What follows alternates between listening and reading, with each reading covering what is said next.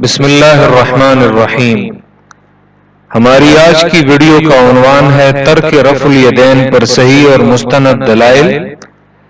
نماز کے آغاز میں تکبیر تحریمہ کے وقت رفع الیدین یہ تمام فقہا کے درمیان متفق علیہ ہے۔ جس میں اختلاف ہے تو وہ تکبیر تحریمہ یعنی نماز کے ابتدا کے علاوہ دیگر مقامات میں رفع الیدین کرنا یعنی نماز میں ہاتھ اٹھانا، ان مقامات میں اختلاف ہے۔ دلائل کو ذکر کرنے سے پہلے یہ وضاحت کرتا جاؤں، یاد رکھیں رفع الیدین کرنا اور نہ کرنا دونوں سنت ہیں۔ علماء نے اپنی کتابوں میں اس بات کی طرف اشارہ کیا ہے، جیسے علامہ ابن تیمیہ وہ اپنی کتاب مجموع الفتاوی 22ویں جلد میں وہ فرماتے ہیں، یہاں پہ ان سے ایک عبارت میں نے نقل کی ہے کہ آگے جا کر وہ فرماتے ہیں وَكُلُّ مَا جَاءَتْ بِهِ السُّنَّةُ فَهُوَ وَاسِعٌ، جس چیز کے بارے میں سنت میں مختلف طریقے وہ آئے ہوں تو ان میں وسعت ہے اور اس میں کشادگی ہے۔ رفع الیدین کرنے کے حوالے سے وہ فرماتے ہیں سواء رفع یدیہ او لم یرفع یدیہ، برابر ہے اگر رفع الیدین نماز میں کرے یا نہ کرے۔ تو ائمہ اربعہ یعنی چار اماموں کے نزدیک ابو حنیفہ امام مالک، امام شافعی، امام احمد ابن حنبل، تو چاروں ائمہ کے نزدیک نہ تو رفع الیدین کرنا نماز میں کوئی خرابی پیدا کرتا ہے اور نہ ہی نماز کو باطل کرتا ہے، اور نہ ہی رفع الیدین کا ترک کرنا یہ نماز میں کوئی خرابی پیدا کرتا ہے اور نہ ہی نماز کو باطل کرتا ہے۔ دلائل کی جانب آتے ہیں ترک رفع الیدین پر، کہ ان دلائل کو ذکر کرنے کا مقصد صرف یہ واضح کرنا ہے جس طرح رفع الیدین کرنے پر بھی دلائل ہیں تو اسی طرح یہ ترک رفع الیدین پر بھی صحیح سند کے ساتھ دلائل حدیث کی کتابوں میں موجود ہیں۔ سب سے پہلی دلیل امام بخاری کے استاد ہیں امام حمیدی، کہ انہوں نے عبداللہ ابن عمر رضی اللہ تعالیٰ عنہ کی روایت ذکر کی ہے، اور اس روایت کے تمام راوی وہ ثقہ راوی ہیں۔ عبداللہ ابن عمر رضی اللہ تعالیٰ عنہ فرماتے ہیں کہ میں نے رسول اللہ صلی اللہ علیہ وسلم کو دیکھا، جب آپ نے نماز شروع کی تو ہاتھوں کو کندھوں کے برابر اٹھایا اور رکوع کا ارادہ فرمانے اور رکوع سے سر اٹھانے کے بعد ہاتھوں کو نہیں اٹھایا، اور نہ ہی دونوں سجدوں کے درمیان ہاتھوں کو اٹھایا ہے۔ دوسری دلیل جو مسند ابو عوانہ محدث ابو عوانہ جنہوں نے صحیح روایات کو جمع کرنے کا اہتمام کیا ہے، اور ان کی اس کتاب کو بھی صحیح بخاری اور صحیح مسلم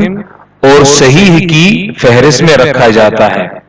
وہ بھی عبداللہ ابن عمر رضی اللہ تعالیٰ عنہ سے اس روایت کو نقل کرتے ہیں۔ اس روایت کے جملہ راوی بھی ثقہ راوی ہیں۔ عبداللہ ابن عمر فرماتے ہیں میں نے رسول اللہ صلی اللہ علیہ وسلم کو دیکھا، جس وقت آپ صلی اللہ علیہ وسلم نے نماز شروع کی تو دونوں ہاتھوں کو کندھوں کے برابر اٹھایا اور رکوع میں جانے کا ارادہ فرمانے اور رکوع سے اٹھانے کے بعد ہاتھوں کو نہیں اٹھایا، اور دونوں سجدوں کے درمیان بھی ہاتھوں کو نہیں اٹھایا۔ مذکورہ حدیث جو مسند ابو عوانہ یہ دوسری سند سے بھی اسی مسند ابو عوانہ میں موجود ہے، جس میں یہی الفاظ ہیں، اور امام ابو عوانہ نے دوسری سند کے ساتھ بھی اس روایت کو ذکر کیا ہے۔ تیسری دلیل جو امام بیہقی نے یہ اپنی کتاب الخلافیات میں جو انہوں نے امام ابو حنیفہ اور امام شافعی کے درمیان جو بعض اختلافی مسائل ہیں انہی میں ان مسائل کو جمع کیا ہے، تو امام بیہقی نے اس روایت کو ذکر کیا ہے، اور پھر اسی روایت کو نصب الرایہ میں ذیلعی نے امام بیہقی کی سند سے ذکر کیا ہے کہ اس میں بھی عبداللہ ابن عمر رضی اللہ تعالیٰ عنہ سے روایت ہے کہ اللہ کے نبی صلی اللہ علیہ وسلم صرف نماز شروع کرتے وقت یعنی تکبیر تحریمہ کے وقت رفع الیدین کرتے تھے، ہاتھوں کو اٹھاتے تھے، بعد ازاں دوبارہ رفع یدین نہیں کرتے تھے۔ عبداللہ ابن عمر رضی اللہ تعالیٰ عنہ یہ مرکزی راوی ہیں رفع الیدین کرنے والی روایات کے بھی، اور جن روایات میں ترک رفع الیدین بھی آتا ہے. کہ اب دونوں قسم کی روایات عبداللہ ابن عمر جو اس حدیث کے مرکزی راوی ہیں ان سے مروی ہیں. خود عبداللہ ابن عمر رضی اللہ تعالیٰ عنہ کا اپنا عمل اس سلسلے میں کیا ہے کہ ان کا اپنا عمل حدیث کی کتابوں میں صحیح سند کے ساتھ موجود ہے.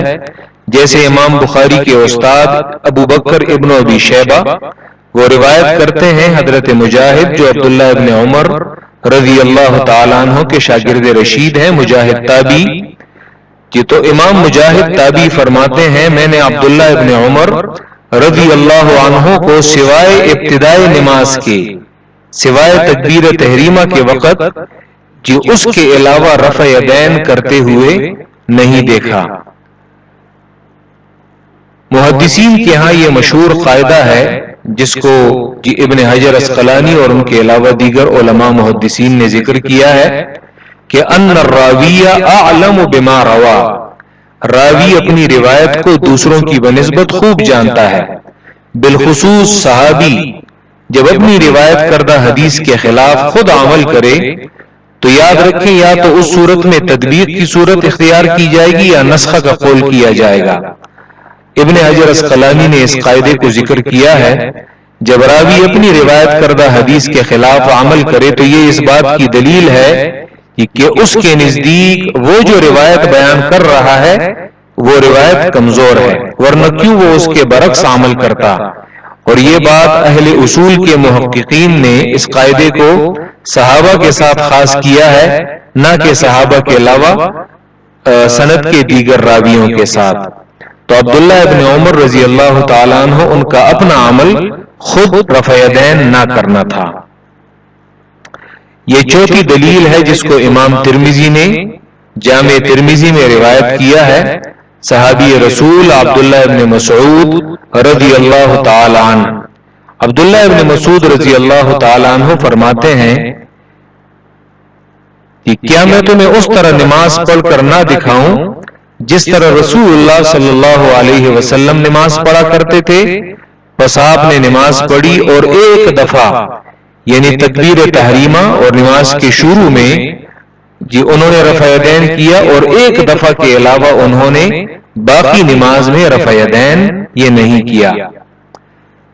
اس روایت کی سند صحیح مسلم کی شرط پر ہے. وجہ یہ ہے کہ اس روایت کے جملہ راوی یعنی وکی، سفیان ثوری، عبد الرحمن ابن اسود اور علقمہ صحیحین، صحیح بخاری اور صحیح مسلم کے راوی ہیں، سوائے حناد اور عاصم ابن کلیب کے جو صحیح مسلم کے راوی ہیں. یعنی اس سند کے تمام راوی صحیح مسلم کے راوی تو ہیں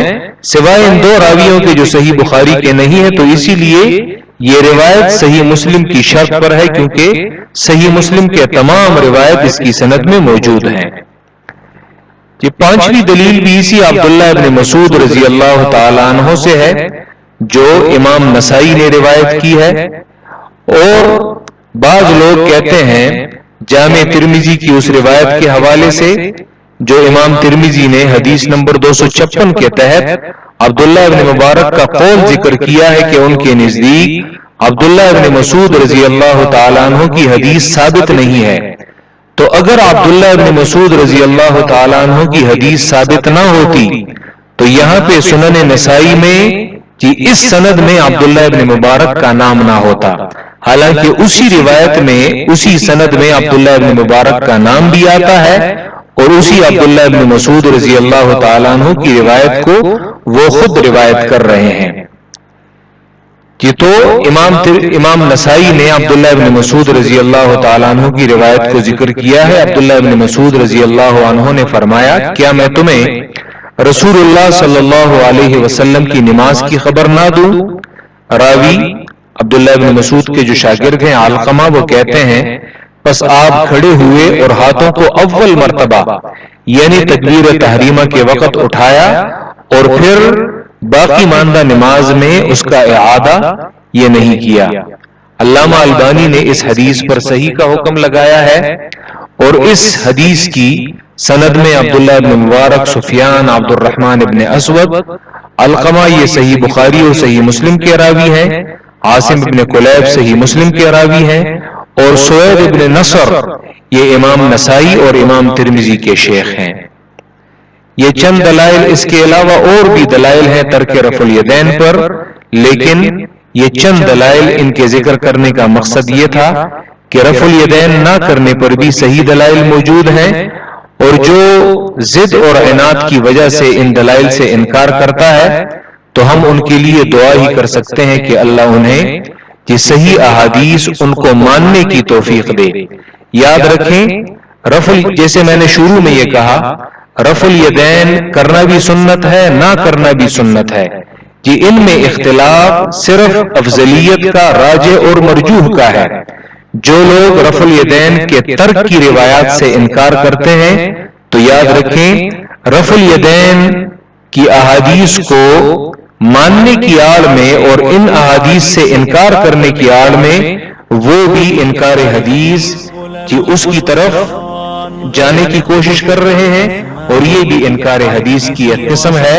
कि रसूलुल्लाह सल्लल्लाहु अलैहि वसल्लम की उन रिवायात का इनकार किया जाए जो सही सनद के साथ हदीस की किताबों में ये मौजूद है। बहुत बहुत शुक्रिया।